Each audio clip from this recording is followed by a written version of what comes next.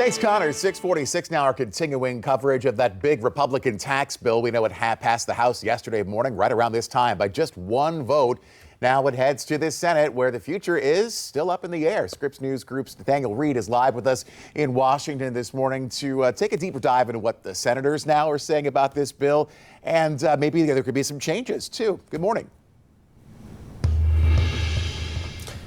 Yeah, Blaine, if my colleague Joe St. George was the bringer of good news for those who were hoping for this bill to pass, I'm the bringer of reality. The Senate has received this bill, and Republican senators are very clear they want to see changes, and they also don't really care about President Trump's July 4th passage deadline that he's imposed on this bill. Again, Republican senators serving 6-year terms. Many of them will finish their terms after President Trump leaves the Oval Office for the second time. For that reason, they're a bit more insulated from some of that political pressure coming from the White House. Senator Ron Johnson, the Republican of Wisconsin, making very clear to me that he wants major changes to this bill. He does not believe it can pass in its current form. He even wants Republican leadership to go all the way back to the drawing board. Take a listen.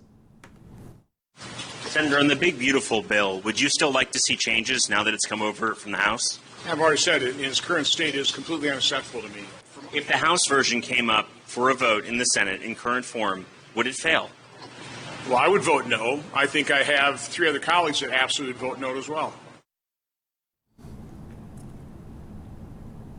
And here's why that number is important. Republicans in the U.S. Senate control 53 seats, simple majority 51 seats. They could theoretically lose 3 votes and have J.D. Vance, the vice president, vote to break any tie. But that is extremely thin ice for Republican leadership. They want to get this bill across the finish line. But again, a major word of caution.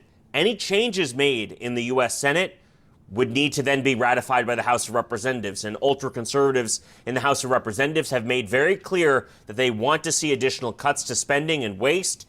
Not clear that Republican senators are necessarily on board with those cuts. Again, we could be entering a tense standoff that could go all the way into July, which legislatively speaking, Blaine, is right around the corner. Time flies when you're having fun in Washington. Nathaniel Reed live with us this morning with some insight on some of the big stories. 6:49 right now.